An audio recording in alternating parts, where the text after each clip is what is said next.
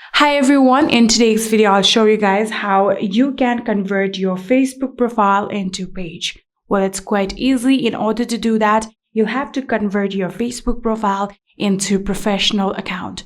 So in order to do that, open your Facebook, and after opening your Facebook, simply tap on menu. Then you can tap on your profile and open your profile, and from here you'll have to tap on this three-dot bar right here.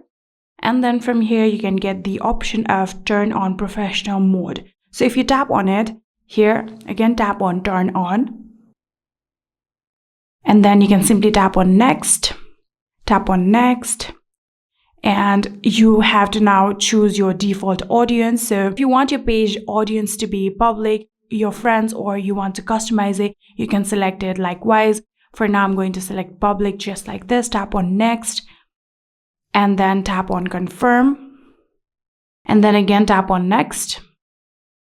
Lastly, tap on next one more time, and here you can see there's the option of go to professional dashboard. If you tap on it, here we can now open your page dashboard, so you can see your page progress in here.